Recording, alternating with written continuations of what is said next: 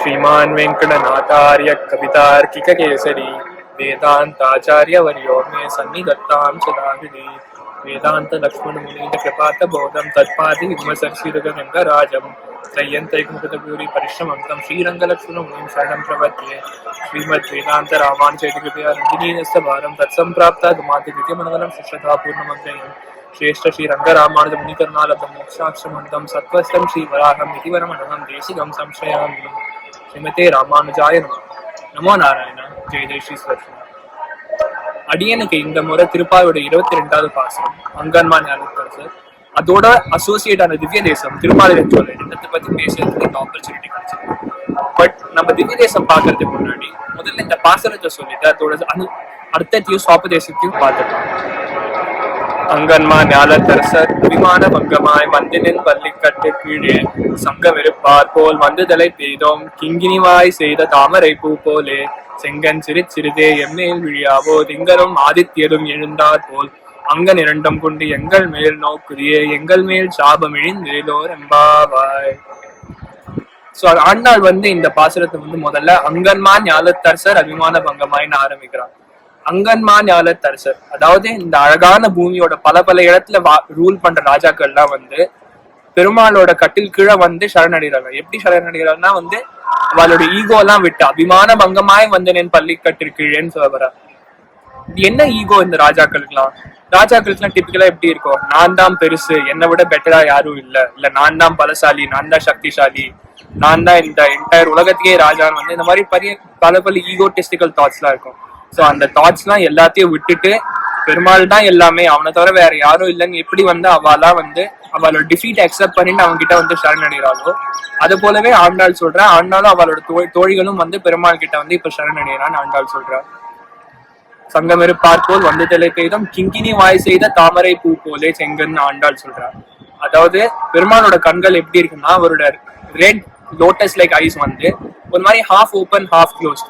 கிங்கினி வாய் அதாவது ஒரு பெல்ஸ்க்கு எல்லாம் எப்படி அந்த சின்ன ஸ்லாட் இருக்கும் இல்லையா, சோ அந்த மாதிரி ஒரு ஹாஃப் ஓப்பன் ஹாஃப் க்ளோஸ்டா இருக்கும் பெருமாளோட கண்கள். சோ ஆண்டாள் அவரோட அவரோட அவரோட ரெட் லோட்டஸ் லைக் ஐஸோட கட்டாட்சம் கேட்கிறா. ஆனா எப்படி கேட்கிறா? செங்கன் சிறிதே என் மேல் விடியாகும். ஏன்னா பெருமாளோட என்டையர் கட்டாட்சம் நம்மளால தாங்க முடியுமா? இல்ல, நம்மளா ரொம்ப வீக் பீயிங்ஸ் தானே. அதனால கொஞ்சம் கொஞ்சமா ஆண்டாள் பெருமாள் கிட்ட கேட்கிற அவங்களோட கட்டாட்சத்தை எங்க மேல காமிக்கணும். திங்கனும் ஆதித்யனும் எழுந்தார் போல் அங்கன் இரண்டும் கொண்டு எங்கள் மேல் நோக்குதே எங்கள் மேல் சாபம் இழிந்தேலோர் எம்பாவாய்னு ஆண்டாள் சொல்லி முடிக்கிறார். அதாவது பெருமாளோட கண்கள் சூரியனும் சந்திரனும் மாதிரி இருக்குதுதான். சூரியனோட வார்ம்த்னஸ் இருக்கு, அதோட ஃபியர்ஸ்னஸ் இருக்கு. அதே சமயத்துல சந்திரனோட காம்னஸும் இருக்கு, கூல்னஸும் இருக்கு. இத ரெண்டு சூரியனும் சந்திரனும் கண்களா வச்சிருக்கிற ஸ்ரீமன் நாராயணன் நம்ம பார்த்தான்னா நம்மளுக்கு என்னெல்லாம் சாபங்கள் இருக்கோ, என்னெல்லாம் பாவங்கள் இருக்கோ அதெல்லாம் அப்படியே வேனிஷ் ஆயிடும், அப்படியே துவம்சம் ஆயிடும் ஆண்டாள் சொல்றா இந்த பாசுரத்துல. இந்த பாசுரத்தோட அசோசியேட்டடா இருக்கிற திவ்ய தேசம் திருமாலிரஞ்சோலை. இது நம்மளுக்கு எப்படி தெரியுதுன்னா ஆண்டாள் இந்த பாசுரத்தை எப்படி பெரியாழ்வார் அவரோட திருமொழியில ஆரம்பிச்சிருக்காரோ அதை போலவே ஆண்டாளும் ஆரம்பிச்சிருக்காரு. இப்ப நம்ம பெரியாழ்வாரோட திருமொழியில 4வது 10 2வது திருமொழி 7வது பாசுரம் மன்னர் மருக பாசுரத்தை பார்த்தோம்னா அவர் இப்படிதான் ஆரம்பிச்சிருப்பார். மன்னர் மருகன்னு சொல்லி ஒரு பாண்டிய ராஜா நெடுமாறன், இல்ல அவனுக்கு மலையத்வஜன் இன்னொரு பேரும் இருக்கு. இந்த பாண்டியன் ராஜா அவ்வளவு சக்திசாலி, பலசாலி, அவ்வளவு தர்மமா நிலைநாட்டுவான அவர் ராஜ்யத்தை. இருந்தாலும் ஒரு ஈகோ எதுவுமே இல்லாம அப்படியே பெருமாள் கிட்ட சரணடைஞ்சிடறான் சுந்தரராஜ பெருமாள் கிட்ட. இது எப்படி நம்மாழ்வார் ஒரு நாயகமாய் பாசத்தை சொல்ற மாதிரி எல்லா என்னவா ராஜாவா இருந்தாலும் நம்ம யாரு எப்படி இருப்போம், நம்ம நிலைமை எப்படி இருப்போம்னு நம்மளுக்கு தெரியாது.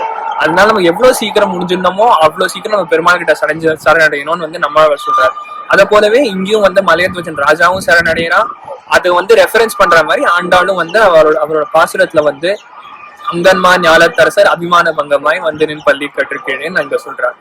திருமாலிரஞ்சோலை ஒரு அற்புதமான திவ்ய தேசம்.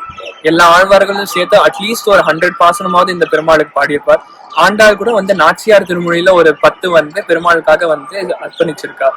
இந்த 10 நம்ம ஆக்சுவலா எக்ஸ்ப்ளோர் பண்ண நம்மளுக்கு நிறையவே தெரிய வருது. பிகாஸ் ஆண்டாள் இந்த திவ்ய தேசத்தை அவ்வளவு அழகா டிஸ்கிரைப் பண்றான் இந்த பாசுரத்துல. இந்த திவ்ய தேசம் மேல இருக்கிற மலைகள், இந்த மலை மேல இருக்கிற செடிகள், பூக்கள், பேர்ட்ஸ், அனிமல்ஸ், இன்செக்ட்ஸ் எல்லாமே அவ்வளவு அழகா வர்ணிக்கிறா இல்ல ஆண்டாள்.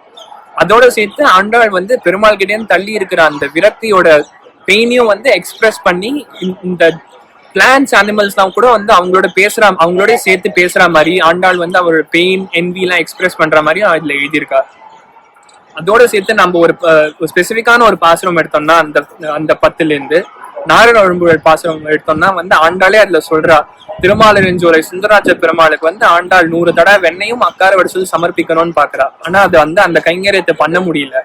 ஆனா ராமானுஜர் ஸ்ரீவில்லிபுத்தூர் போகும்போது நடுவுல திருமாலிருஞ்சோலையில இருந்து பெருமாளுக்காக இந்த கைங்கரியத்தையும் பண்ணி முடிச்சுட்டு அதுக்கப்புறம் தான் ஸ்ரீவில்லிபுத்தூர் போறாரு. ஸ்ரீவில்லிபுத்தூர் போகும்போது ஆண்டாளே வந்து வெளில வந்து நீ எப்படி ஒரு அண்ணன் வந்து தங்களுக்கு வந்து எல்லா கைங்கரியமும் பண்ணி முடிக்கிறானோ அதே போலவே எனக்கு பண்ணியிருக்கேன்னு சொன்னதுனாலதான் வந்து இப்போ வந்து ஆண்டாளோட அண்ணனா வந்து நம்ம ராமானுஜரை பாக்குறோம். அதனாலதான் அவருக்கு கோதாகிரஜர்னு ஒரு பட்டமும் கிடைச்சிருக்கு. அப்படிப்பட்ட ப்ராமினென்டான திவ்ய தேசம் அது திருமாலிருஞ்சோலை. அவ்வளவு பெருமை இருக்கு அந்த திவ்ய தேசத்துக்கு.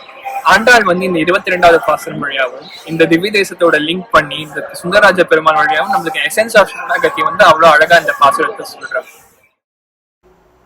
தன்யோஸ்மி. ஆண்டாள் திருவடிகளே சரணம். அடியேன் ஏதாவது தவறா சொல்லியிருந்தேன்னா ஷமிக்க பிரார்த்திக்கிறேன். கவிதார்க்கிக சிம்மாய கல்யாண குணசாலினே ஸ்ரீமதே வெங்கடேஷாய வேதாந்த குருவே நமஹ.